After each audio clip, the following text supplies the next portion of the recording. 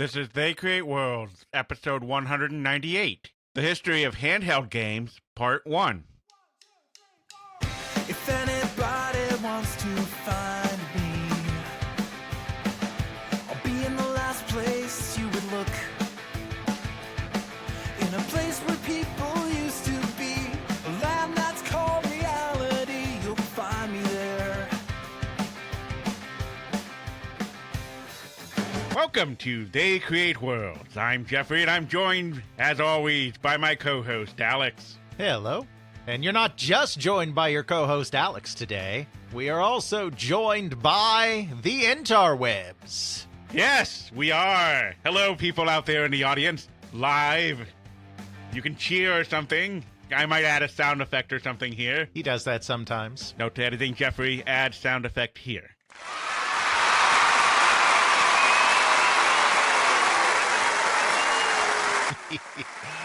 That's right. It is our annual live stream.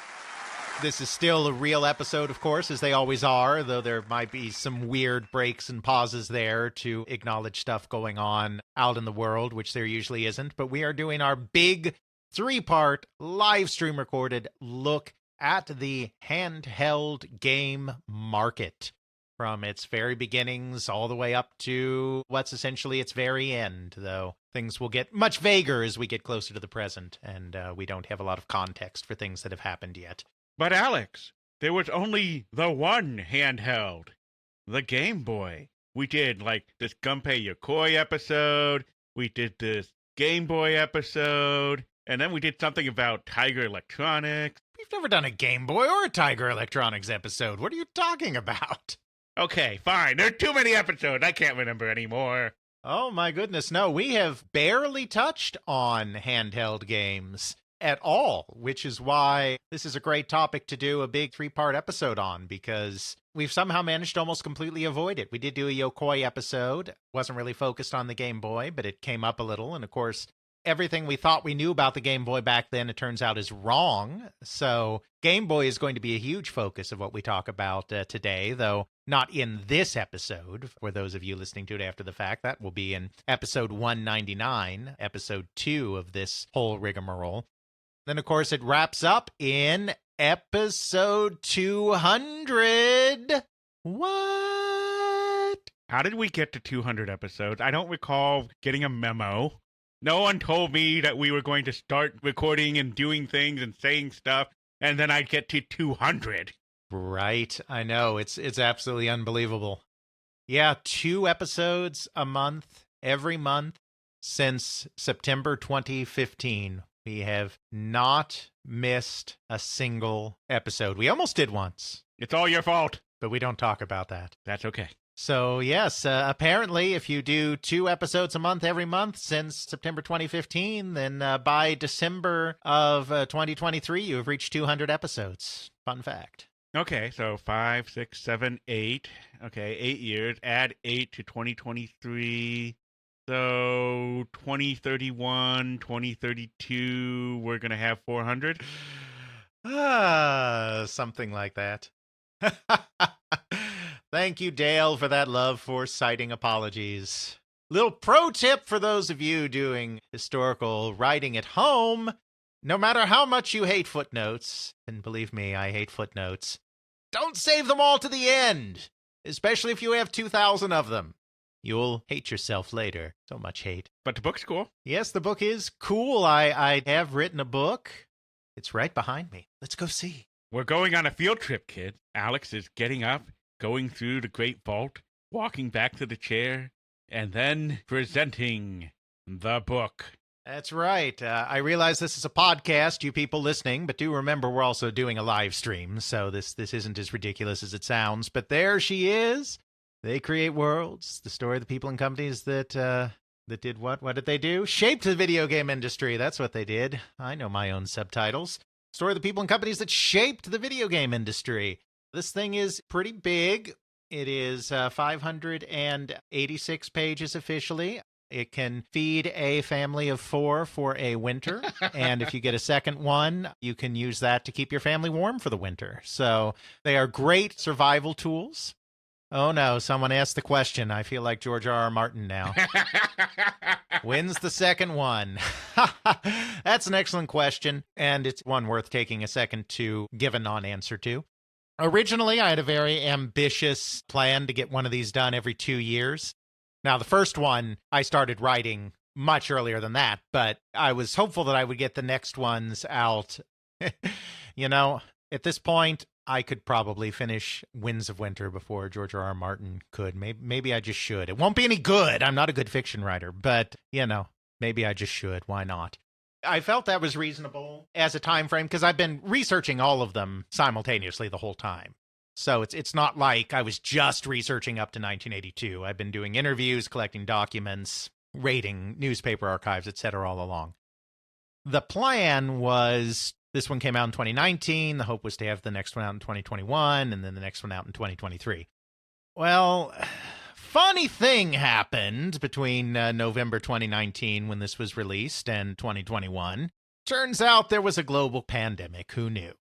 Now, obviously, that would seem like the perfect time to get some writing done. After all, you're stuck at home, not doing much. You would think, and you would, in theory, be correct, but the problem is there was some research that I really needed to get done, some archival sources. One of the things that I think makes Volume 1 really stand out compared to other sources, just in terms of the information it's able to present, is all of the court case material that was collected by a variety of people, including Ethan Johnson, friend of the show, Play History, for those of you in the Twitch chat, had gathered on some of the early patent lawsuits and copyright lawsuits, most notably the Magnavox lawsuit, but also some other lawsuits as well.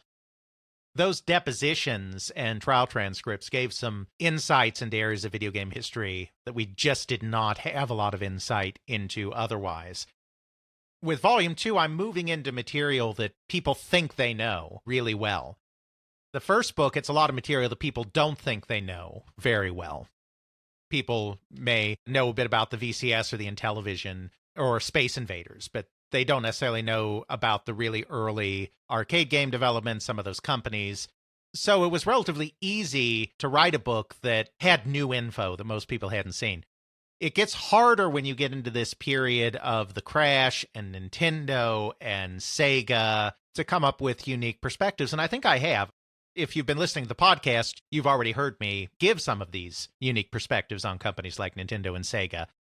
I really felt I had to go the extra mile to not just be retelling stories, and that involved getting into some more archival materials, some of the Nintendo lawsuits especially, in order to be able to do that work. And obviously, COVID completely sabotaged any ability to engage with those sources, which just caused me to put it off more and more and more. It's gonna be at least another year or two before the next one comes out. My publisher's fine. They're cool. It's not like they're relying on me to make their quarter, believe me. I'm a drop in their bucket. I get a little money out of it. I obviously make enough that they haven't said, no thank you, on second thought, we won't do those second and third books. But they're fine. I mean, occasionally they're like, so, where are you? And I'm like, not much. And they're like, okay. So they're fine. I'm not going to get dropped by the publisher anytime soon. Ask when it hasn't come out in 5 more years and we'll see. But it'll be another year or two before Volume 2 comes out, but I'm still totally committed to Volume 2. So that has definitely not been canceled. I still think there's a great degree of probability that I will beat the Winds of Winter. We'll see. We'll see if Westeros freezes over before Alex gets his second book done or not. That was a long-winded answer, but this is They Create Worlds. I mean, if you were expecting something short and concise, then you haven't been around very much. And thanks, other Alex. I very much am, can't wait for it to be done as well, believe me. So that's the book. But we're not here for the book. We're here for handheld video games. That's right. Where do we start off this story? Do we start off with the Game Boy? Do we start off with Tiger Electronics, Mattel Electronics, those interesting football games that we just stare at the blinky lights and go, am I winning? Am I losing? I can't tell anymore what's going on. No, we don't start with any of those things. We have to go back further than that. We always have to go back further than that. Where They Create Worlds. We never come at things the easy way. We need to start not with games at all, but the technology that really fueled the entire existence of handheld games in the first place. Transistors? Yes, but also no. That is, of course, the calculator. Because it was the calculator, and specifically the handheld calculator, that created the form factor that would influence the very first handheld games, which progressed the display technologies that fueled all of the handheld games, and which got the public very interested in fiddling around with a little electronic device just for fun. Now, we won't go back through the entire history of the calculator industry. We could, but we're not going to. We're not going to go back to the early 20th century adding machines and Burroughs Corporation and British firms and Olivetti and all of that kind of stuff. But we do need to start with the beginning of the pocket calculator, because just as computers went through a rapid period of technological innovation and miniaturization, so too did the calculator. The calculator started as really the adding machine, these big mechanical devices with rows of buttons and a lever that was used by banking clerks and office workers. Proceeded from there to slowly move on to electromechanical technology, and then electronic technology, very similar to the way the computer was progressing at the same time. Because, of course, a calculator is, in a way, a computer. It's all kind of part of the same family tree. Our real starting point is when we get to the point where, instead of a calculator being a thing that you need to place on a desk in order to use, calculators were never gigantic, but they were desktop devices. They did not fit in your pocket. We have to get to the point where we get to handheld pocket calculators. The reason that this happens is, quite frankly, because of the need to commercialize the integrated circuit. So yes, to answer your questions, transistors are also a big part of this story. Because electronics, of course, in the very beginning, it was all tube-based technology. Tubes had a lot of problems. They were bulky, they ran hot, they consumed a lot of power, they wore out alarmingly quickly through use, especially when powering them on and off. They were prone to burnout. So there were a lot of problems with them, but there was one thing that was not a problem with them, and that is that by the middle of the 20th century, they were pretty darn cheap. Transistors were coming along, first pioneered, invented at the end of the 1940s, 1947, and then through the late 40s and early 1950s, refined into a kind of usable format. Transistors were a lot smaller, a lot less power hungry, a lot more reliable. They would allow for a smaller footprint for electronics, but the problem with them, of course, is as a new technology, they were very expensive. And as a result, the only real customer for the early transistors was the military-industrial complex, which was working on rocketry and other military technologies that needed really small and durable components. That was great to get a little industry going, but it wasn't great for driving down the price of these things, because you get price down through volume. While the military needed a few, they didn't need enough to really drive mass market volume. And so at Texas Instruments, which was one of the leading companies in transistors and the first company to solve the problem of the silicon transistor using silicon instead of germanium, which was a better semiconducting material, the head of manufacturing production there, Patrick Haggerty, came up with the idea of developing a consumer product, something that he felt would get consumers excited as a way of driving consumer quantities of transistors. This is why he had his people come up with the first transistor radio in about 1954. The transistor radio was actually, in a lot of ways, inferior to tube radios at that time. Obviously, that didn't stay that way, but at that time, they were somewhat inferior. But the novelty of it really appealed to people. So the transistor radio, while it didn't completely light the world on fire at the beginning, did what it was set out to do, which was drive consumer adoption of transistor products, drive down the price of transistors, and start manufacturing at massive consumer levels. So now, flash forward to 1965, and you have a similar thing going on with integrated circuits. Integrated circuits, where you get a lot of transistors on a single chip, have come in to be more reliable and smaller and all of these things again than having discrete transistors on a product. But again, the only real clients for it are government clients. They're going into the latest intercontinental ballistic missiles like the Minuteman. They're also being bought in large quantities by a little thing called the Apollo space program. However, they're really not being used outside of that military-industrial complex. TI is once again one of the leaders in the field. The integrated circuit was kind of invented there, but not really. It was invented in 1958 by a TI engineer named Jack Kilby. However, Kilby's prototype version wasn't practical because it still had wires on it. It took Fairchild Semiconductor and Robert Noyce coming up with the so-called planar process to be able to etch the circuitry directly onto the chip itself to make the integrated circuit practical. So they kind of invented it, though Fairchild was really the one that made it practical. But TI was one of the leaders. They were right there from the beginning. So once again, Patrick Haggerty is thinking to himself, I've got to figure out a consumer product that will use integrated circuits, get people interested in IC products, and again, drive down the prices, drive the volume up, and everybody makes a lot more money.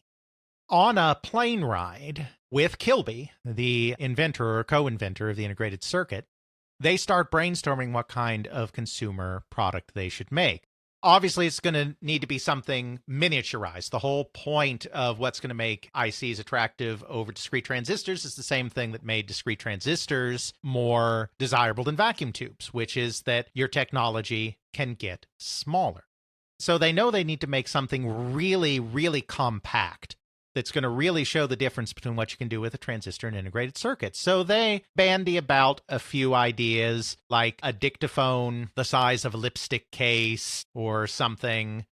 But then they finally hit on the best idea would be a calculator that is truly a pocket calculator. Computation at this time using a calculator, it's a pain. You have to use a big calculator plugged into a desk. If you're an engineer on the go, you're not hauling that around. You're still using your slide rule for everything. Now, getting a calculator to a pocket size is not going to immediately eliminate the slide rule because we still need a calculator that can do scientific functions before we get there. But you often are not seated at a desk when you need a calculator. You're out in the world doing something. While they're useful in certain professions, like for CPAs or bank clerks that are doing all their work at a desk, they're not practical for the average consumer. They're not practical for engineers all of the time because these people are actually out there doing things. Creator Gaming says, I'm an engineer and I still have a slide rule. More power to you. Old school right there. You never know when those EMPs will hit. That's right. You are ready for the post-apocalyptic world. You will still be able to math. They decide that the best thing to do is create a pocket calculator using integrated circuits. So Kilby goes away, gets a team together, and they spend the next 2 years working on this problem. Turns out that TI, for whatever reason, I don't know the history behind this, but they often name their prototypes after universities. That's just a common practice that they had, just like Atari is well known for the fact that it named its prototypes after pretty ladies. So they decided, without even thinking about it, which is kind of funny, they decided that they would name this after the California Institute of Technology, which is Caltech for short. According to Kilby, they weren't even thinking about the fact that Cal is, you can't spell calculator without Cal.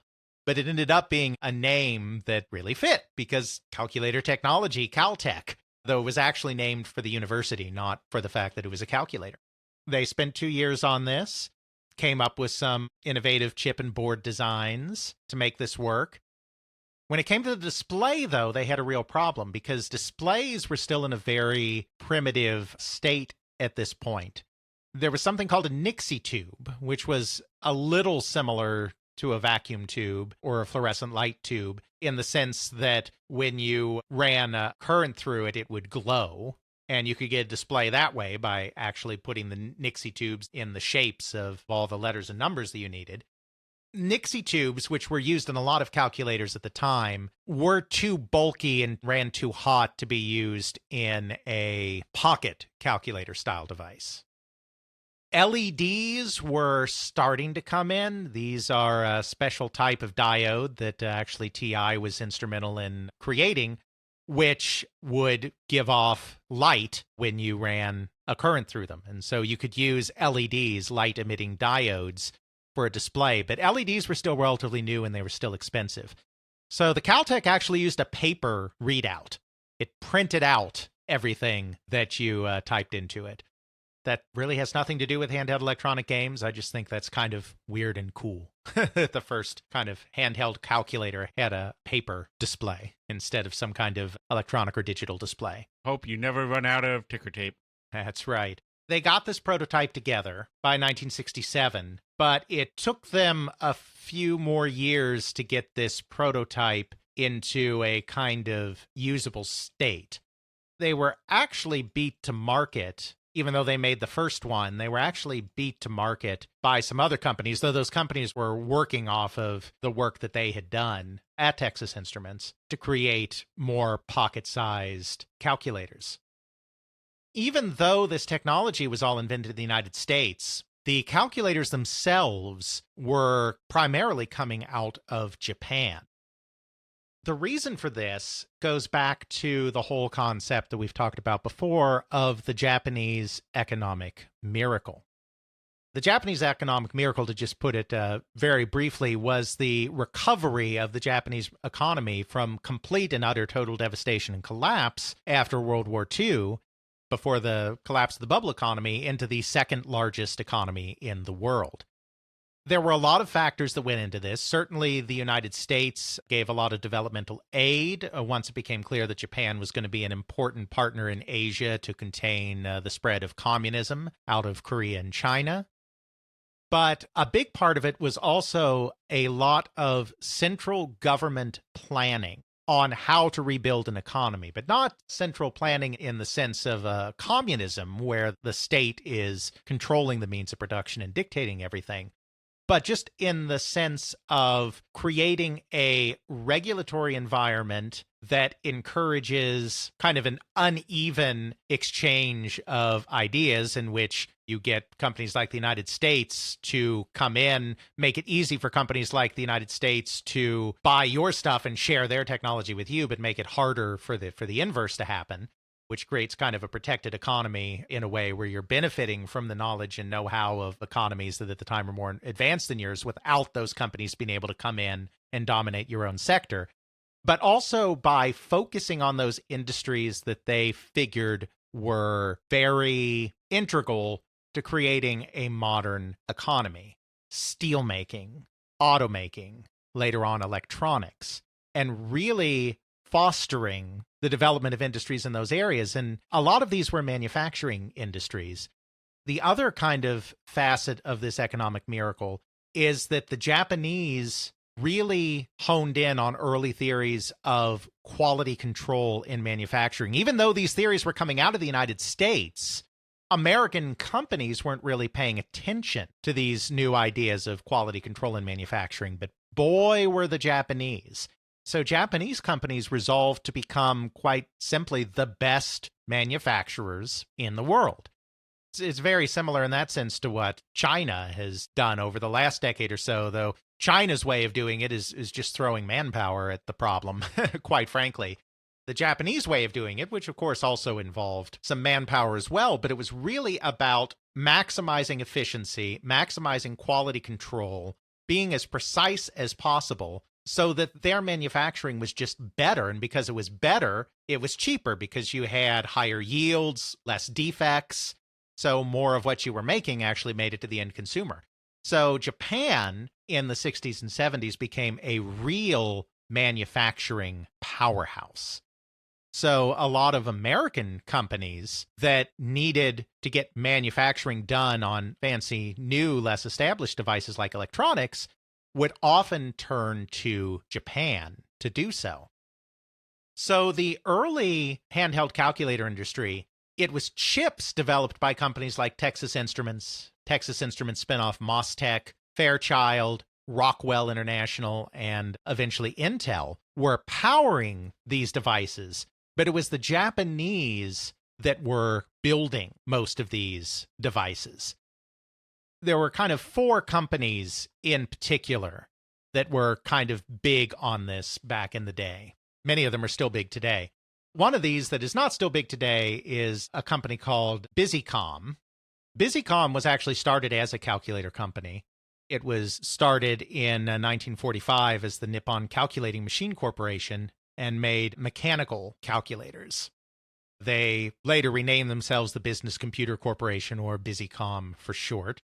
As integrated circuits were starting to proliferate, they kind of dove headfirst into electronics and created some of the first electronic calculators in the world. And they actually partnered with MOSTEC, the TI spinoff, to create the first handheld pocket calculator that was actually released. They beat Texas Instrument to market with this MOSTEC chip that was even more compact than the work the TR was doing.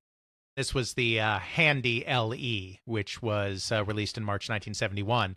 The other thing that Busicom is known for, they're long gone, but the other thing they're known for is commissioning Intel to create what eventually became the microprocessor.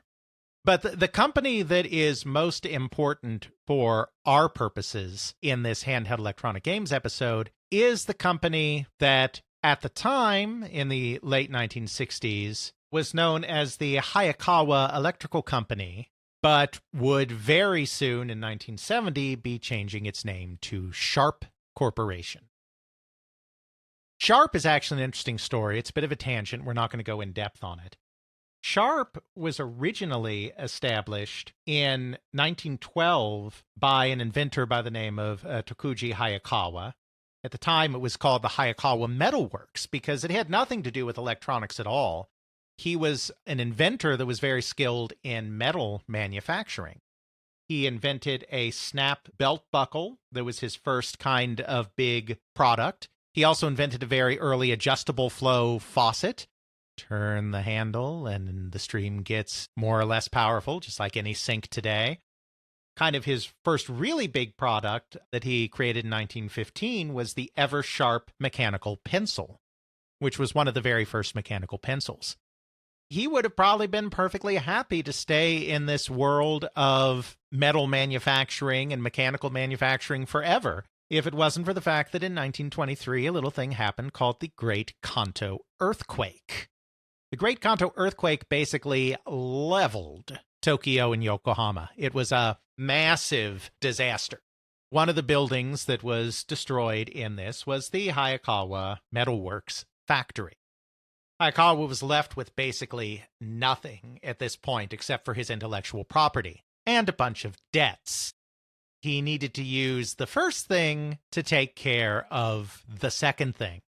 So he ended up selling the rights to his mechanical pencil, his most successful product, to a manufacturing company down in Osaka. He relocated to Osaka and helped them get their factory operation up and running, but that was going to be the end of his ability to do anything with that product. It was no longer his.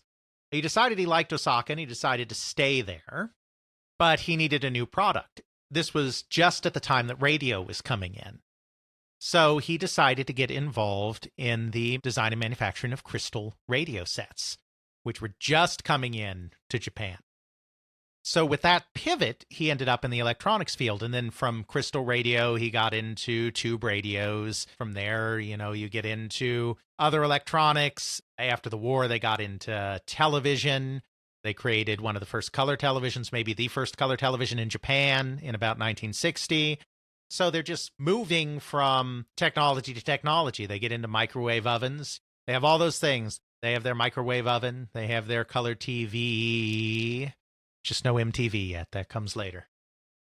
They developed an engineering capacity around all of this. And after the color TV thing had kind of run its course, the engineers were sitting around and thinking about what they should get the company into next. because it's a company that was always moving towards new horizons. They decided that the next area to get into should be calculators and computers. So they set up a new R&D group, about 20 people, that started to just deep dive, learning everything they could about transistors and electronics and computers and calculators and all of this, and resolved to be in this area. This led them to become the biggest calculator company in Japan. And as part of this, they also become one of the premier companies working with liquid crystal displays, or LCDs. We'll get into that more later. Where does that leave us at the beginning of the 1970s, right before all of this electronic handheld gaming stuff that we are theoretically here to talk about is getting started? Well, you have an American semiconductor establishment that has created more and more intricate integrated circuits that are allowing massive miniaturization of electronic devices, particularly of calculators, which are chosen by one of the pioneers in the field, Texas Instruments, as the best product to highlight this new technology.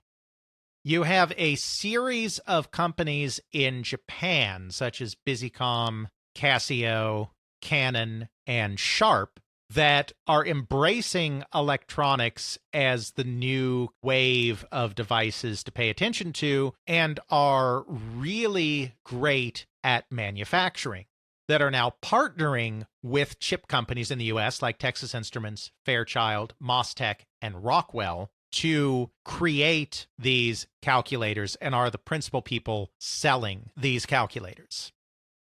You have a public that is really excited about these new devices because they're actually useful. When the transistor radio came out, it was actually not as useful as a regular radio at that time, as a tube radio. It sold basically on its novelty. But the pocket calculator was instantly useful because engineers could be out on the design floor and have that with them. Somebody doing their grocery shopping could take it with them to do figures. This was actually something more useful than what came before, and so calculators were beginning to take over. People used them for practical reasons, but they were just fascinated with the fact that you could punch buttons and these numbers would come up on these usually LED, sometimes LCD displays, and you could manipulate them and you could play with them. It was kind of fun. You know, it's kind of interesting. Even as a kid, obviously, I was a kid in the 80s after this technology was already established, but I used to have fun just fooling around with a little pocket calculator, a little solar LCD display pocket calculator, entering numbers in, doing stuff. I especially like the ones where if you kept hitting equal, it would keep doing the same function over and over again. So like, you know, you could watch his numbers double or triple just by hitting enter over and over again. So people were just having fun with them. Like, these were practical tools, but they were also kind of fun. That is really what got toy companies thinking about how calculators could be adapted into games, especially since the technology was starting to become really, really cheap. And the reason for this was the infamous calculator wars that took place between about 1972 and 1975. Not going to go into huge detail on this, but it does have an impact on this whole story, so just talking about it very briefly. Basically, as I said, this entire handheld calculator industry got started with American chip companies partnering with Japanese manufacturing companies.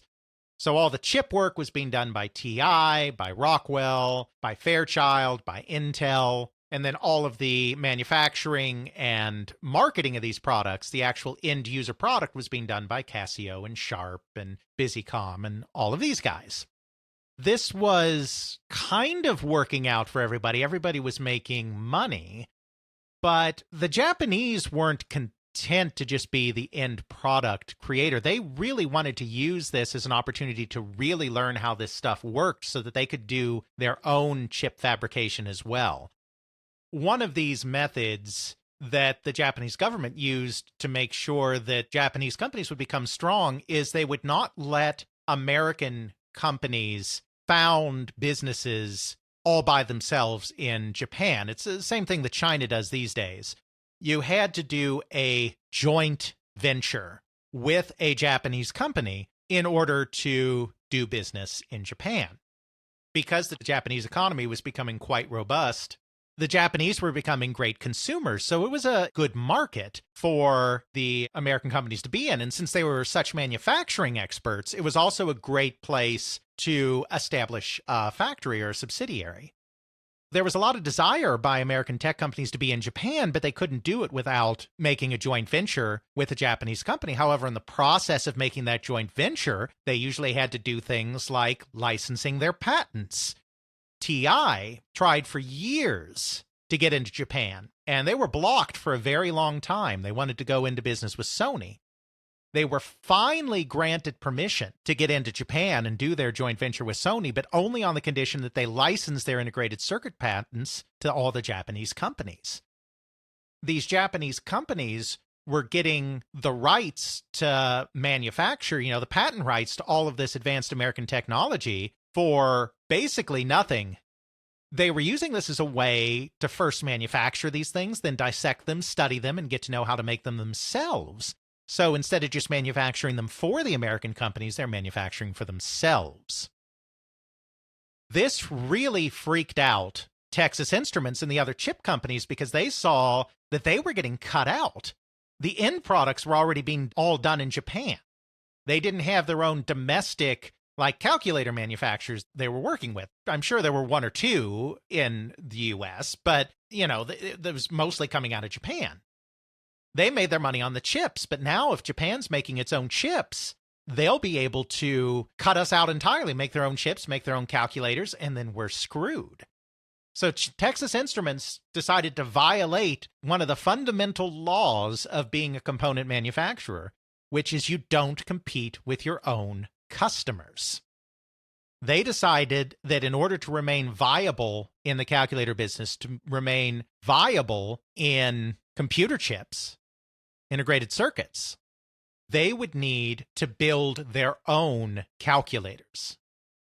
That's what they did. In 1972, they released their own calculator model, and because they were vertically integrated, because they were making the chips and the components, in addition to doing the end product, the casing and the product marketing and the packaging and everything, they were able to undercut the Japanese companies on price and some of the domestic companies that were working with Japanese companies like, say, Commodore.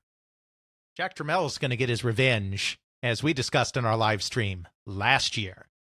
But they come in and they start undercutting everybody in price, and it leads to this huge price war. When pocket calculators first came out, they cost about $300 a pop. By 1974, the calculator wars, 3 years later, had driven the price down to $19.95. By 1975, National Semiconductor, because after Texas Instrument did this, all of the chip companies started doing this, so National Semiconductor started releasing their own calculators too. They released a model for $9.95. It obliterated the profitability in the business. It drove a lot of companies out. Most of the Japanese companies made it through. The American or North American companies like Bomar and Commodore didn't. Busicom also didn't make it in Japan. The other Japanese companies made it, but it was kind of the end of this high period of profitability in calculators. It left a wasteland in its wake. It was the first consumer electronics boom. By 1974, 7 million pocket calculators were being sold a year, a staggering number. And it was also the first consumer electronics bust. 1972, everyone wanted them. 1975, the market was dead. You have two things happening here. You have a public that has become used to the idea of using these handheld calculators, enjoys using these handheld calculators, and even to a small degree finds them entertaining, in addition to being just a practical use product. You have a bunch of calculator manufacturers, chip manufacturers, screen manufacturers, which are often one and the same company with all the vertical integration going on, that suddenly needed new types of products because you just couldn't make money in calculators anymore. Obviously, calculators aren't going away. I mean, they're mostly on our phones now, but we still have them today. I mean, calculators were not going to go away, but they were no longer going to be profitable. The margins had been completely destroyed. So there was a desperate need for new product. And this was the exact same time, of course, that you had just had the Pong boom in the arcades. you had this idea of video games coming in. One area that it seemed very logical to try to move integrated circuits into was the video game industry and bringing these arcade video games home. So that's how you get home Pong and the GI Pong on a chip and the whole ball and paddle craze that we've talked about in other episodes and we won't go back to here. One kind of downside of going this route, going with the consoles, the dedicated consoles like home Pong, is that they're very expensive. These are products that are between $70 and $100 in price. This is not something that the toy industry is particularly comfortable with. You know, these video games, they're games. It's right there in the title. So clearly, we are looking at electronics expanding into the toy business. There's some disagreement on whether these are consumer electronic products or toy products, or, you know, sometimes they're sold in sporting goods departments. Is that kind of recreation? But it's clear that they're games, that they're something that children are going to enjoy. They're not just being marketed to children, but it's clear that this is something that children are going to enjoy. So it's a logical fit for the toy industry, but at $70 to $100 a pop, it's very frightening to the toy industry. The toy industry is a traditionally very low margin business where you have really cheap products that you just sell a ton of. In those days, toys were just not more than $30. Some of the bigger toy stores, like a Toys R Us or something, might sell bicycles that are more expensive, but in general, a $30 toy was an expensive toy. Toys were generally much cheaper than that even. Companies in the toy industry saw that this whole electronics thing was something that they should probably get involved with, but they didn't feel comfortable necessarily doing the whole video game thing. They didn't have the in-house expertise, and it scared them to death to be trying to market such a high-ticket item. If they could do something smaller and cheaper, this could be their way into this new electronic game fad that is just starting up. For this, they look specifically to the pocket calculator for inspiration. This is why we've spent like an hour talking about calculators in our episode on the history of electronic games. One, because we do tangents all the time on They Create Worlds and we can't do anything quickly. But also, two, because the handheld game industry grew directly out of the calculator industry. The first person that really honed in on this, or the first company that really honed in on this, was the toy company Mattel. Mattel was always one of the more sophisticated toy companies in terms of its R&D work, in terms of its work with electronics and electrical stuff, etc. I think a big part of that is because unlike most of the toy industry, which was located in the Northeast, primarily in New England, places like Massachusetts and Connecticut and Rhode Island, home of such firms as Parker Brothers, Milton Bradley, Hasbro, and Coleco, Mattel was located in Southern California, in Los Angeles area. Southern California was a big hub for the aerospace industry. Hughes, TRW, Raytheon. NASA established its jet propulsion laboratory down there. It was an area with a lot of sophistication, not just in terms of electronics, but in terms of R&D, in terms of project management. There was a lot of sophistication in Southern California that you didn't see around some of those other toy companies in New England. And in the 1960s, the company was founded by the Handlers and Elliot Matt Matson, where the name Mattel comes from. Matt Matson and Elliot Handler make Mattel. In the 1960s, they brought in a new head of R&D from the aerospace industry named Jack Ryan. Not that Jack Ryan. He brought a lot of the discipline of aerospace industry and space program industry R&D development into the toy company. At Mattel, toy companies were very hit and miss on how they came up with new products back in the day, and they often relied on outside inventors. Some clever person would come up with a game in their basement or a toy in their basement, and then they would shop it around to the toy companies. That's how a lot of things from Monopoly to Mr. Potato Head came into existence. There were other people that set up invention firms, people like Marvin Glass of Marvin Glass Associates, that set up firms whose sole job was to come up with ideas and then they would sell them to the toy companies. Did toy companies sometimes come up with their own internal concepts? Of course they did. But a lot of the work was done by outside design talent. There wasn't really this idea of research and development within a toy company. Mattel was different. Mattel had a very big research and development apparatus that was started in the 60s by Jack Ryan. It had only grown from there. By the 1970s, they had a division called Preliminary Design, which was kind of the main R&D hub. There'd been a lot of internal politics shifting around. Jack Ryan had a lot of enemies at the company. There's a lot there that we're not going to go into. But this led to other divisions being established, and then those were consolidated and everything until they finally ended up with this Preliminary Design division. These were the guys that were off on their own just dreaming up the next big things. They had design directors who were doing work, and they were in their own separate part of the building that was key card accessible only. Not anyone could just walk in there. There was a lot of secrecy. This was stuff that they took directly from the aerospace industry, that Jack Ryan took directly from the aerospace industry. They would dream up the next big thing, some of which, by this time, were starting to become electronic in nature. At the same time, Mattel went through a real crisis because they had undergone a massive expansion in the late 1960s and early 1970s. Not just in the toy industry, but outside of the toy industry. This was the era of the conglomerate. We've brought that up many times before in reference to Warner Communications and Atari, or Engulf and Devour and Sega. I've made that reference before, but still bonus points if you get it again. Mattel decided to do the same thing under the concept of the world of the young.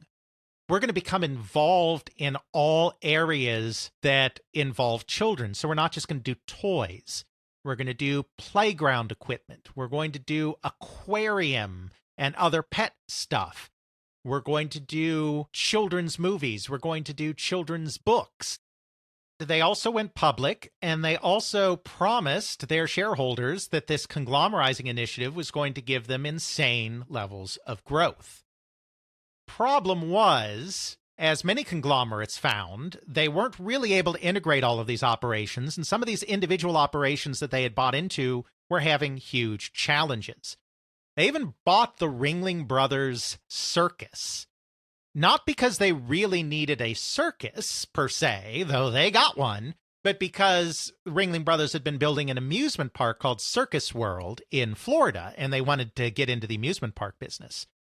Well, Circus World kept getting delayed, and it turns out circuses aren't a great investment. Who knew?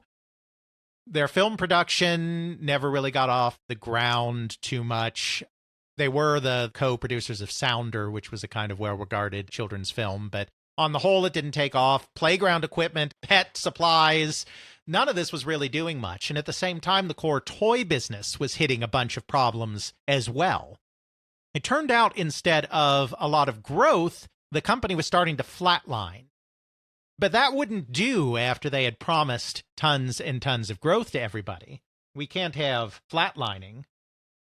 So they may have booked orders as sales, which may not be, strictly speaking, legal. They were just going to do this for a little bit, just to keep things going, just keep them on their feet until things settled down. And things didn't settle down. Things kept getting worse. So they finally got to the point where they couldn't hide things anymore. They finally had to report a loss. This came so far out of left field that they then kind of also had to restate earnings from past years. This kind of made the SEC take notice. There was a big investigation, and the shenanigans were brought to light. That's not good. Yes, the securities fraud was noticed, and the handlers and their EVP that had done the actual cooking were all basically forced to cut ties with the company. This all came to a head in 1975. So at this time, Mattel is reeling. They still have Barbie. They still have Hot Wheels, though some of the luster has worn off of both of these products at this time. It would come back, but in this exact period. some of the luster had worn off a little bit. So really, the company needed a rebound. They needed new products fast.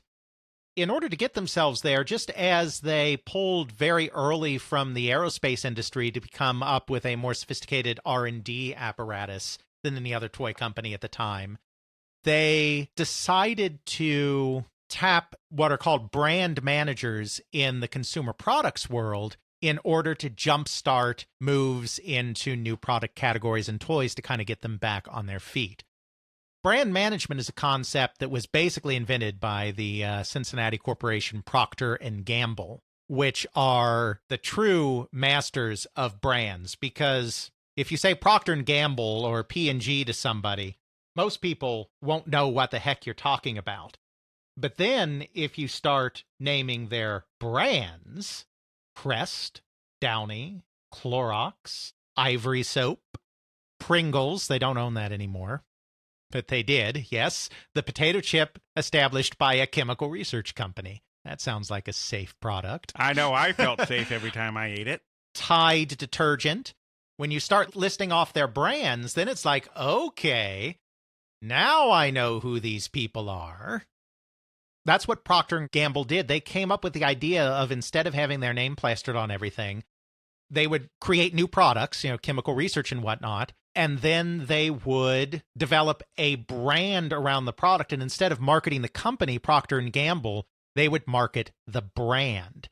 So they developed this role of the brand manager, the person that was entirely in charge of all of the product decisions around a particular brand of product. And they really invented the concept of brand management.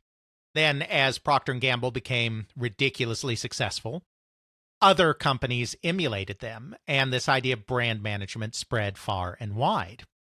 So Mattel decided to look to brand management in order to get back on track here. So they hired a lot of people out of the consumer products industry, out of food and toiletries and cleaning, detergents and all of this. They hired people out of these businesses to come in and help develop new lines, new brands for Mattel. One of the people that they brought in was a brand manager by the name of Michael Katz. We've talked about Katz before, and I don't mean Spelunky Katz, I mean Michael Katz's, spelled completely differently. Also probably doesn't purr as much, though I've never tested this theory in person. I have interviewed him. I did not ask him to purr. That would have just been weird. Yes, absolutely. Friend of Carl's show, Mike Katz. Katz had an MBA from Columbia, done undergraduate at Cornell, smart guy. He had gone to work for Lever Brothers and Foremost Foods, two food products companies, as a brand manager. So he had a background in brand management. Then he became an account manager at McCann Erickson. So he had ad agency marketing experience as well. He was headhunted into Mattel as director of new product category marketing. According to Katz, his mandate in this role was to explore product categories that were either brand new categories or categories Mattel had not been successful in the past, as a way to grow the business and help the company get back on track. One area that Mattel had never been strong in was games of any kind. They were not a board game company. That was the Milton Bradleys and Parker Brothers of the world.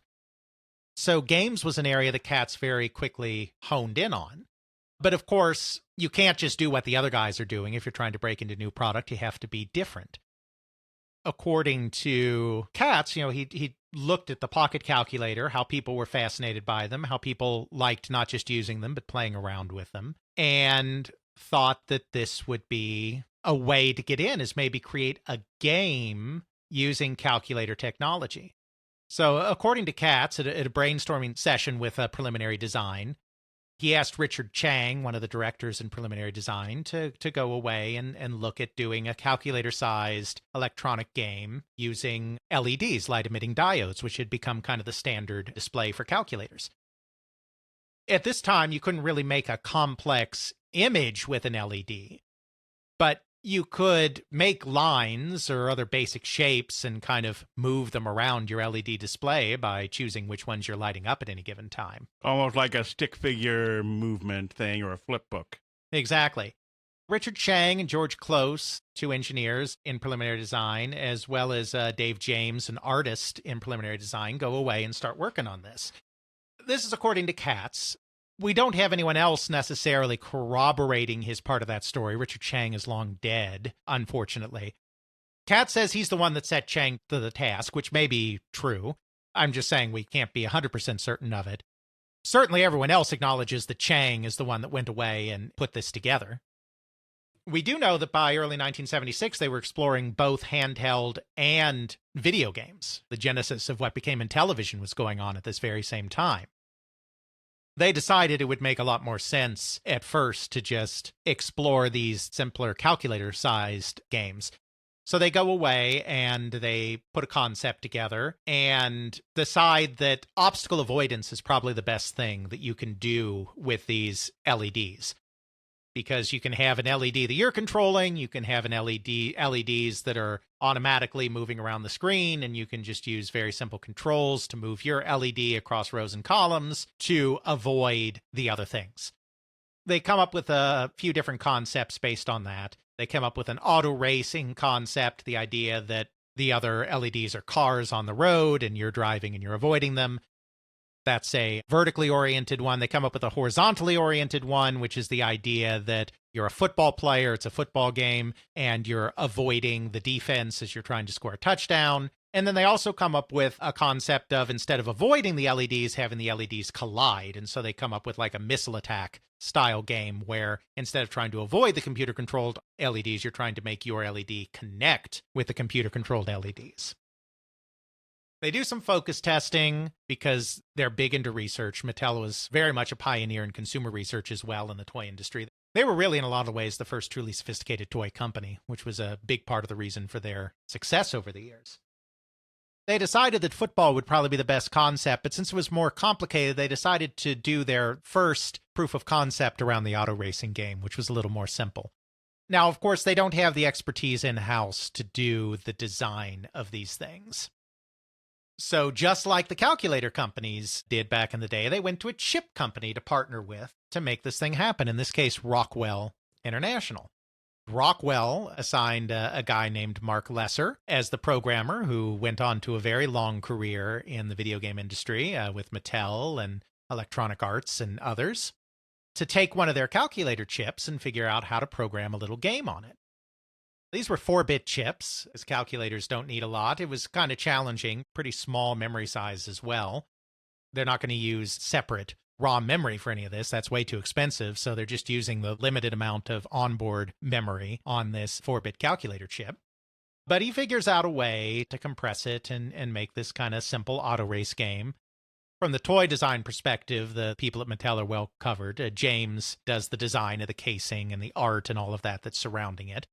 Once they're sure they can do that and that all works out, they start work on the football game as well.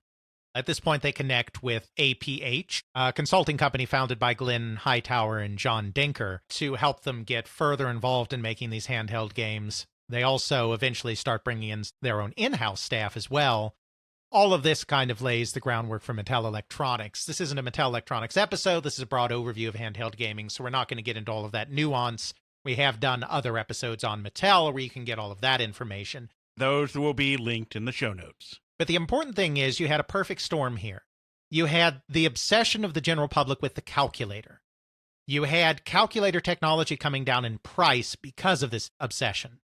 You had the video game boom starting, but you had toy companies that were not necessarily ready to make that big a leap. Obviously, Coleco did. Coleco's the one that got into the video game industry, but the rest of them, Hasbro, Milton Bradley, Parker Brothers, Ideal, none of the rest of them got into video games. It was kind of scary. But would potentially be interested in getting some of that electronic games money. And then you had a company like Mattel that had just gone through this very bad corporate situation and was getting investigated by the SEC and sued by the shareholders, and the founders were forced to leave, and it's a disaster that really needs something new and hot to get on their feet. So you put this all together and you get Mattel creating the first handheld electronic games. Football and auto race. Older sources like to say that auto race came out in 1976 and football came out in 1977. Those older sources are wrong. They both debuted at the same time at the CES show in 77, and they both went on the market at the same time in the middle of the year. It's possible Auto Race got to stores first or something by a week or two. I have no idea, but it definitely didn't come out in 1976. They're both 1977 games. So if you take only one thing away from this episode... That's right. If you take one thing away, Auto Race was not released in 76. It was released in 77. We have the trade publications. We have Weekly Television Digest. We have all the announcements. At first, nobody's quite sure what to make of these. They seem like they're pretty primitive compared to the television video games. There's actually not a lot of enthusiasm. Sears orders a bunch, does some market testing, decides that maybe this isn't going to be a big thing, and cancels a bunch of their orders and nearly derails the entire operation as a result. Once the public gets a hold of them, they become a big hit. Sears suddenly comes back and says, okay, we'll take a bunch of them again. And by the end of the year, football is selling like hotcakes, especially. Auto Race is also out there, but football especially is selling like hotcakes. And this is the opening salvo. 77 is the beginning of this handheld electronic game market. Now that we've got these introduced, we have to hit that question that Ethan hinted at way earlier in the stream. I keep referring to these as electronic games. Are they, in fact, video games? Semantics! It's a complicated question. I think technologically speaking, based on the definition that I use for a video game, I think they are. The definition that I like to use is a video game is an interactive device where electronic logic circuits are driving an arbitrary display for the purposes of creating an entertainment product. It fits that entire definition. It uses electronic logic circuits. There's an 4-bit calculator chip in there. It has an arbitrary display, by which I mean that you can turn segments of the display on and off, change segments of the display without changing the whole thing. You can move stuff around on the screen independent. It's an arbitrary display. It's an entertainment product. It's a video game. It really is. The thing that's weird about them is that at the time, they were not considered video games. Video games were considered these things you hooked into a television set. And handhelds were these simple electronic devices. They were cheaper. They did not interact with your television. The gameplay was sometimes more simplistic, though not always, because there were some pretty simplistic video games as well. So it was always treated as a different product category. It was never treated as a video game by the trade, ever. Even in more recent times, as video games got more sophisticated and handheld games got more sophisticated, like in the NES era or whatever, they weren't really considered video games. They were considered their own category of game. I tend to make a distinction between the early handheld electronic games and actual video games, just because of the way the public perception worked, but I do also understand that by my own definition, they are video games. Are they video games? Sure, why not? And also, no, I don't think they were. All at the same time. They weren't seen as video games at the time, but this is essentially another form of video game, and it was a form of video game that was more palatable to the toy industry, to toy companies, to toy buyers. And it was also cheaper, which meant that a larger segment of the public could engage with this, because video games were $70 to $100. That was a lot of money in 1976, 1977, 1978. This was an upper crust product. They were largely sold through department stores, more fancy kind of establishments. These handheld games, they could be $20, $30, $40, a lot cheaper, and they would sell through a lot more outlets, including toy stores. They were more of a toy than a complex consumer electronic product. So this made them attainable by a large segment of the population that couldn't necessarily obtain a video game in the early days. Once football and auto race established themselves in 1977, in 1978, the entire world got into these electronic handheld games. They were mostly in the same vein as the Mattel games. There were a lot of sports games. There were racing games, baseball games, football games, soccer games, basketball games. You also had card games as a very popular kind of subject. You needed things that would be very easy to represent with abstract, very simple graphics, because you didn't have a complete television image. You just had these rows of LED lights. They weren't as sophisticated as the newly emerging video games were on the whole, with things like the Channel F and the Atari VCS coming in 76 and 77, let alone things like the Odyssey 2 or the Bally Professional Arcade, coming in 78. Like, they're not as sophisticated, but they're cheaper and they're more compact. They're portable. You can take them with you. A huge market develops kind of out of these novelties. And by 1978, millions of these things are being sold a year. By 1980, like 16 million are selling a year. The market peaks in 1980 at $1 billion in wholesale sales. That's manufacturers selling to retailers. The retail take would be even bigger than that. This is late 1970s, so they're making some pretty decent money here. Yes, they absolutely are.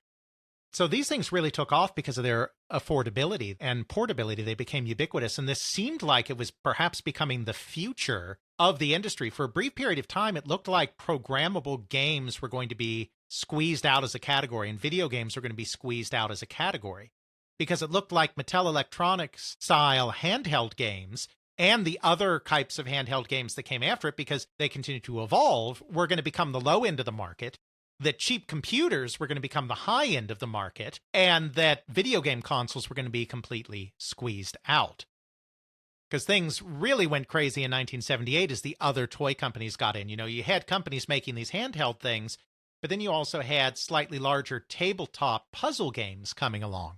We're talking about things like Milton Bradley's Simon, which was created by Ralph Baer as a derivative of the Atari arcade game Touch Me. We're talking about Parker Brothers' Merlin, that was created by some outside contractors that Parker Brothers brought in, Robert and Holly Doyle. All of the toy companies are feeling so much more comfortable with this. The numbers are huge. Simon's the best-selling handheld of 78. It does over 1 million units. Merlin does 700,000 units. Mattel has sold 1 million footballs. They sell 1 million of their basketballs. This is becoming a really big business. Handheld games, tabletop games. Coleco, after they had a disaster in the dedicated console market, pivots into these handheld games, and they create Electronic Quarterback, which is a more sophisticated version of Mattel's football. And then in 1979, they release a series of head-to-head sports games, 2-player games that are really more tabletops than handhelds, but have controls on either end, so 2 players at a time can play football, baseball, basketball, all of this kind of stuff. So these were huge throughout 77, 78, 79. They were seeing growth of 200% a year. The market was starting to get flooded, not just by the domestic companies, but offshore companies. The Japanese were getting involved, often partnering with American companies, some of which we'll get into in a moment. It was big business, but it suddenly collapsed for basically all the same reasons that the calculator market collapsed. You got into price wars. You got into rapidly improving technology. You had a glut in the market. You had too many products. The prices were coming down too much. It was becoming impossible to make a profit on it. The gameplay hadn't really advanced much. Most of the games were still relying on the same kind of obstacle avoidance or obstacle collision LED gameplay that Mattel was doing. Games like Merlin and Simon were different. They were pattern recognition kind of games using lights and sounds. But even that kind of concept could only be taken so far. So there really wasn't much advance in gameplay happening. It was in these very small little narrow categories, and the glut of product in the market was just driving down prices and destroying profitability. The entire business basically collapsed. It grew in 1980, but it didn't grow as much as it was supposed to. And then after 1980, it started falling off a cliff. Though there is another important reason that it also started falling off a cliff, and that was in 1980, Atari launched Space Invaders on the VCS. Programmable consoles finally had a killer app. Therefore, the VCS was ascendant, and handheld games with their primitive LED displays were forgotten. That was really the end of the golden age for handhelds, kind of after 1980. However, that is not to say that the handheld games suddenly disappeared. They did not. You still had the same problem that you had with the original handheld game market versus the original dedicated Pong market. The video games might be more sophisticated. They might allow for more gameplay variety, but they are also much more expensive. A VCS is going to set you back, depending on how it's being discounted by a retailer, anywhere from $150 to $200. Then you have to, again, depending on what sales are going on, spend between $20 and $30 to buy your Space Invaders. That's a lot of money. The other thing is that, of course, video games require the use of the television as well. This is a period of time when in many parts of the world where a lot of people don't even have televisions yet. But when you do have a television, you often have only one. So if you're playing on the television, nothing else can get done.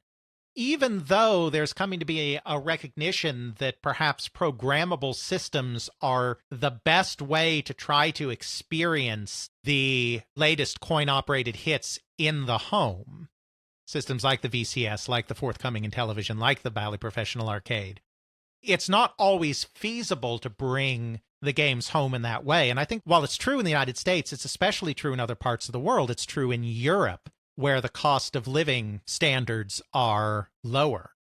It's also true in Japan, where cost of living isn't really an issue. We're right in the bubble economy, but space is very much an issue. The Japanese people live in for the most part, very cramped living spaces because real estate is at a premium there. Especially in the cities. Exactly. Their living spaces where their television are very small. You don't have a lot of room to store a bunch of consoles and games and game controllers and all of this stuff. Plus, you probably only do have one TV. So if kid is playing game on TV, nobody else can watch TV.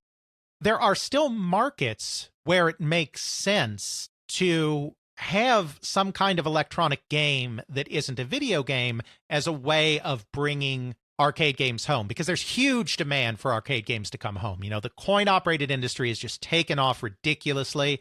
Everybody just is getting addicted to games like Breakout and Space Invaders and Pac-Man throughout this period, but it is expensive. So many quarters. So the desire to be able to just play at home whenever you want is a pretty strong desire. And now that Atari has shown the way with Space Invaders on the VCS, there's going to be more and more of this bringing these games home. So there's huge demand for this, but it's not always practical to do it on a video game. However, it's also not really that practical to do it on an LED system at this time. We're going to get there. But in this period, you know, the LED games like Mattel did, I mean, you can't get any kind of definition out of that. You need to do something that isn't a television. So what do? I mean, there's LCD theoretically, but LCDs are also still very primitive. They're going to be coming. We're going to talk about them. But at this time, LCDs aren't a great way either to capture what is going on in the arcade. We end up going on a little sidetrack to a different kind of display technology that only has a brief moment in the sun. That is the VFD, or vacuum fluorescent display. Ooh. Those of you that had consumer electronics in the 80s and early 90s will very much remember the VFD, even if you have never heard the term before.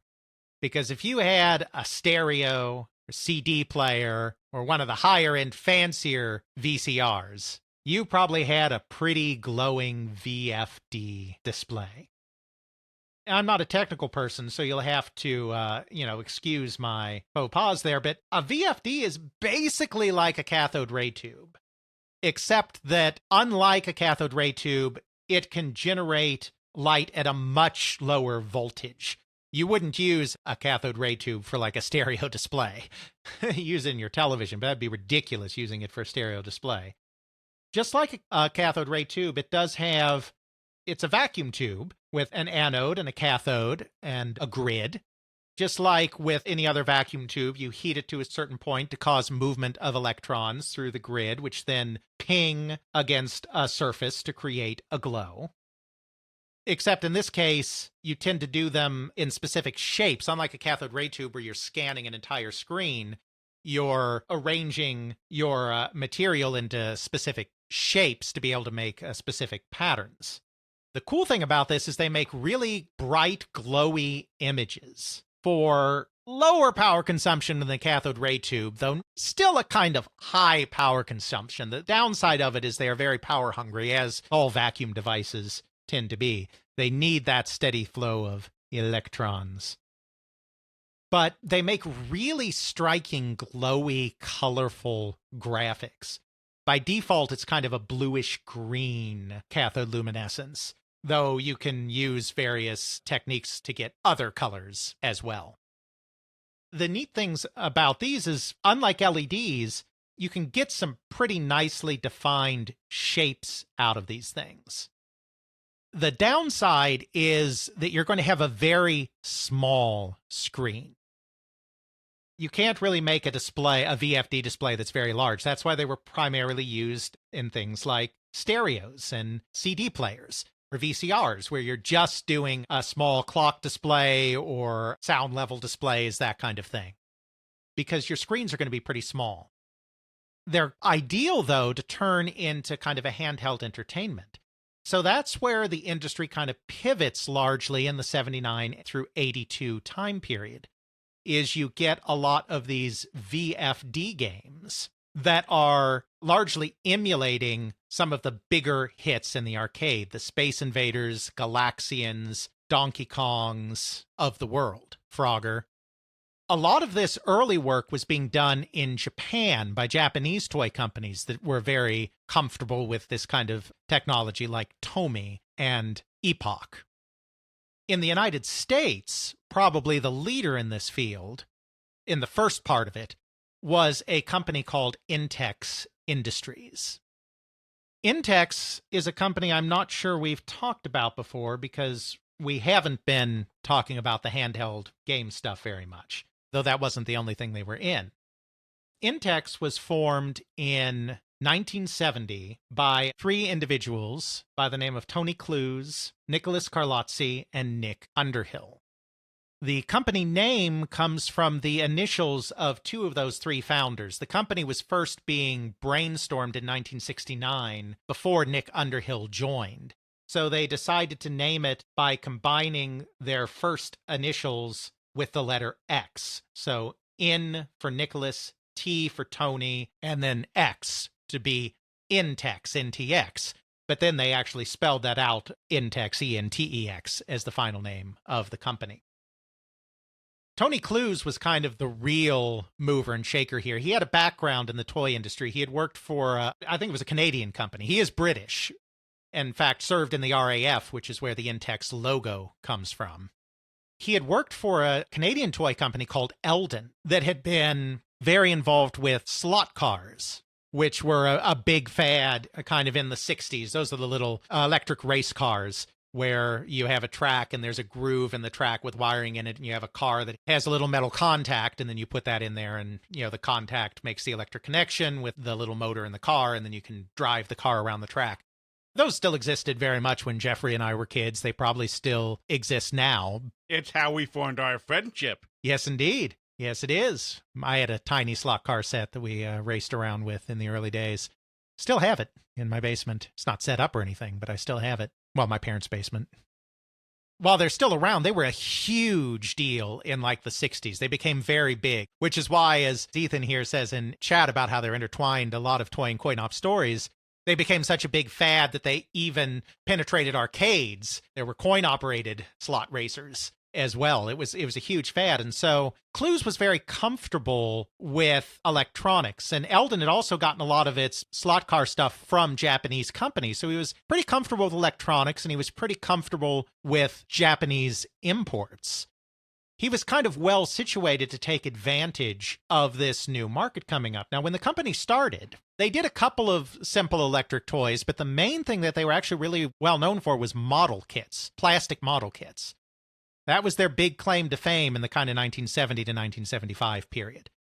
But because he had that familiarity with technology, he wasn't afraid to branch into other areas as well. And so Intex actually created one of the very first dedicated Pong systems to hit the market in early 1976 after home Pong ignited the huge ball and paddle craze. So Intex was very early in the Pong market.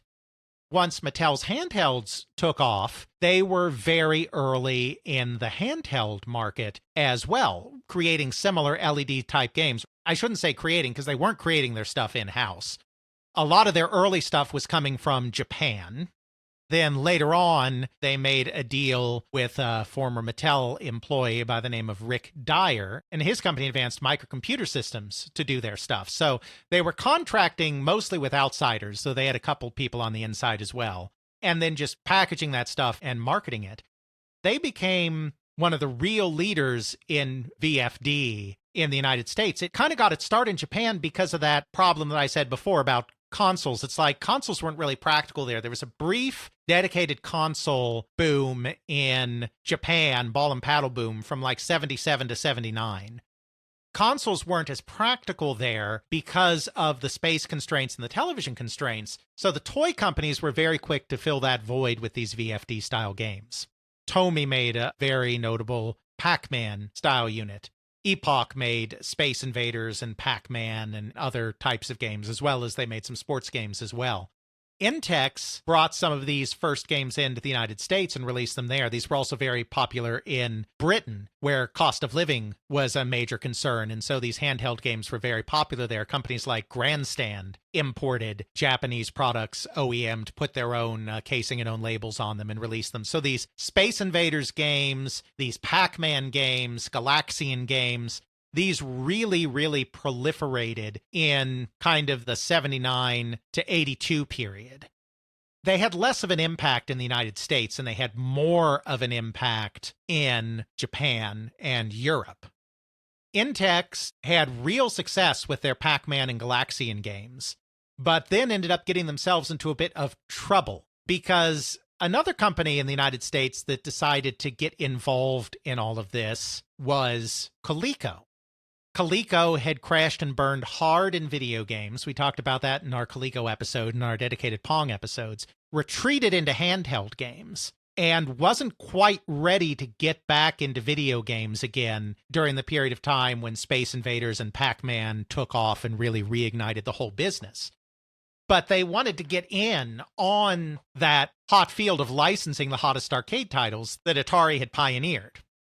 So they went out to some of the major companies like Namco and Sega and Nintendo and licensed their hit arcade games for like the handheld/tabletop game market. So they didn't have the video game rights. You know, Atari had the video game rights to Pac-Man, but Coleco had the handheld/tabletop rights to Pac-Man. So they had these beautiful VFD games created in these wonderful cabinets that mimicked the real-life cabinet of the game, games like Pac-Man and Frogger and Donkey Kong, some of the biggest hits in the business, and released them in these mini arcade formats with arcade-like controls and with these colorful VFD graphics. These were a big hit. They also began enforcing their rights, or rather, Namco and Midway began enforcing their rights that they had given to Coleco.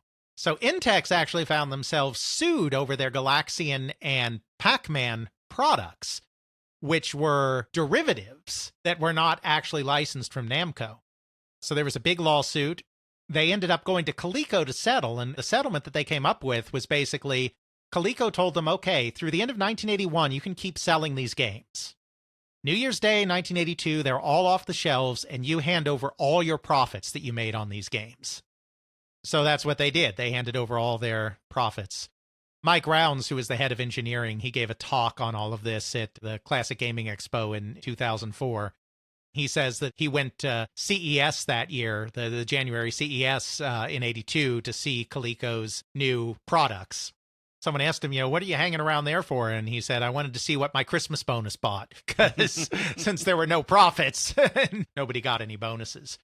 Coleco had a great success in 1982 with these mini arcade games. Intex did rebound. They didn't go away. They went out and got the Williams license. So they released VFD, Defender, and Stargate, and all of this. So that was kind of where the industry went in this time. And then there was one very interesting move into LEDs that were more sophisticated that we have to take a second to talk about with Intex. And that was something called Adventure Vision. One other interesting thing that happened in 1982. 1982 was the year that there really should have been a console transition. We talked about this kind of in our Crash episode, and there was sort of a console transition happening with the Atari 5200 and the ColecoVision coming in, but nobody really understood what a console transition was then. Nobody really knew what the future was going to look like, but everyone kind of had the idea that what the Atari VCS was doing was no longer enough. There was this idea that we had to figure out how to do games in a better resolution than the player missile blobs that were available on the VCS. Some companies, like Atari with its next-gen system, or like Coleco with its ColecoVision, were looking at improving video games to do that. Just traditional raster scan, plug into the television video games. But other companies were taking different approaches because it wasn't clear in the moment what that future necessarily looked like. This is how you get the Vectrex, which is like, well, we'll get higher resolution by bringing vector graphics in the home. Intex also decided to try to pursue a higher resolution solution to the Atari VCS for bringing the latest arcade games home. Their solution, they had kind of tried to get into CRT stuff and didn't have much success with it because they're trying to keep their products cheaper. They're trying to do it cheaper than console systems, and they couldn't come up with a cheap CRT system that worked. Their solution was to do an LED system. LEDs are going to come back. But this time, LEDs aren't just going to be just little lines on the screen. LEDs are going to be graphics.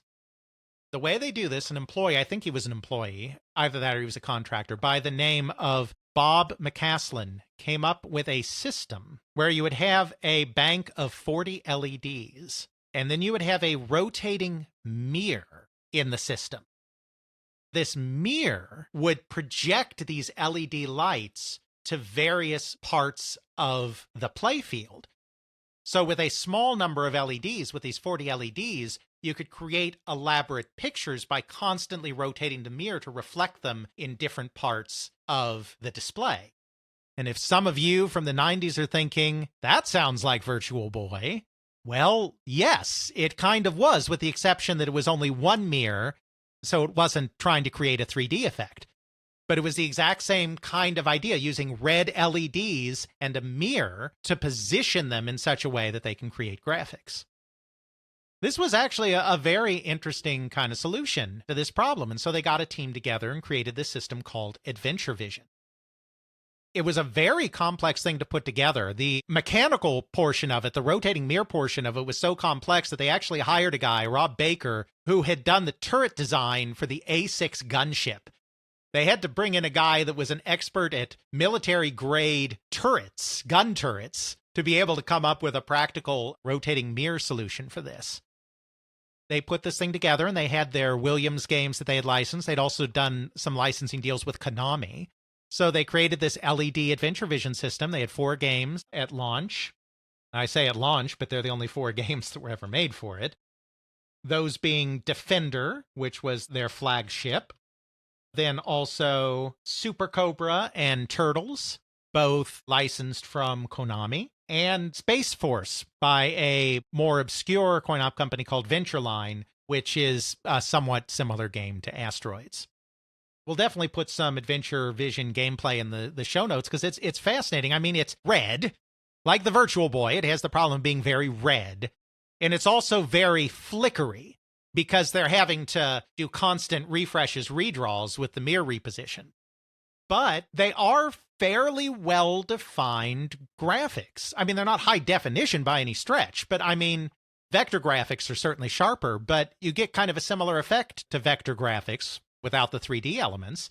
You know, the Defender game is recognizably Defender, which is kind of saying something. I looked up a quick video that seems to describe how this thing works and actually does have the actual console.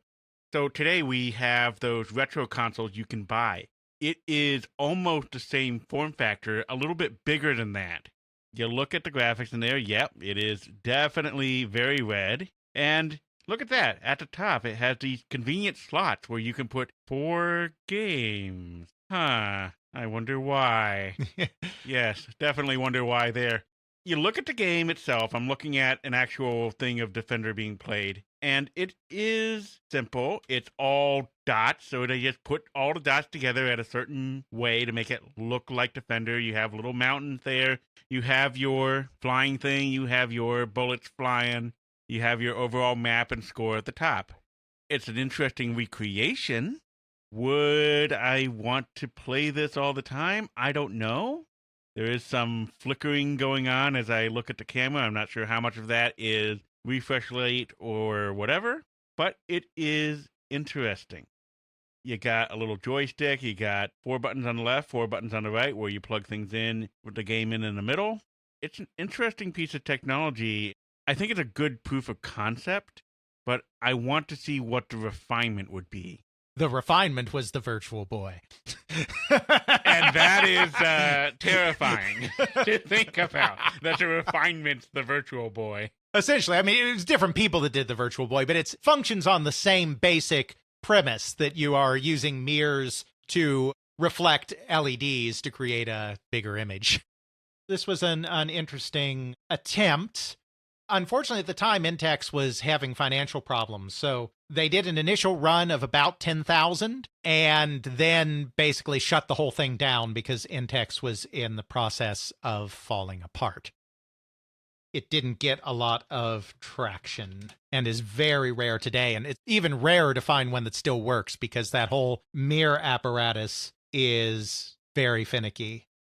Intex's failure here, it's coming at a time where this whole handheld thing is kind of beginning to fall apart. The next generation of video game consoles are about to appear, and it's going to render a lot of this VFD stuff or this more complex LED stuff kind of unnecessary. This early period, you kind of define it first with the Mattel handheld simplistic kind of LED games with the card games and the baseball and the bowling and the football and whatever. Then you have this brief period of the VFD games where concepts like Gramble and Frogger and Pac-Man are being done by Japanese companies and American companies like Coleco and Intex. At that point, then the market kind of goes dead. However, there is a third category of game that comes into existence in this time period that we will also have to talk about, but we're going to save that for the second episode because, as we'll see, these developments lead directly to that all-time classic handheld system, the Game Boy. So in episode 2, we are going to consider the rise of LCD games, the rise of Nintendo as a major consumer electronics company, and the dawn of the Game Boy and its many failed competitors. So this has been a wild ride. The first episode in our epic and quite epic handheld history, we've taken it from the beginning, from calculators, which you need to think, why? Why would calculators even play into this? Alex just told you why. We go all the way up into how that technology comes into some of the earliest games, earliest electronic games, and then all the way into primitive video games, where you have actual video going on, and then this scary, scary monstrosity involving mirrors and red LEDs. We'll have to continue the story later, or in about 20 minutes. Next time on They Create World. Check out our show notes at podcast.theycreateworlds.com, where we have links to some of the things that we discussed in this and other episodes. You can check out Alex's video game history blog at videogamehistorian.wordpress.com. Alex's book, They Create Worlds, The Story of the People and Companies That Shaped the Video Game Industry, Volume 1, can now be ordered through CRC Press and at major online retailers. Email us at feedback@theycreateworlds.com. Please consider supporting us on Patreon at patreon.com/theycreateworld. You can also help by leaving a review on your favorite podcasting service. Intro music is Airplane Mode by Josh Woodward, found at joshwoodward.com/song/airplane mode, used under a Creative Commons Attribution License. Outro music is Bacterial Love by Roland Music, found at freemusicarchive.org. Used under a Creative Commons Attribution License. So much editing. If you're listening to this, the raw recording was 2.5 hours. This thing is down to about an hour 30, hour 35. That's a lot to rip out. And I have 2 more of these.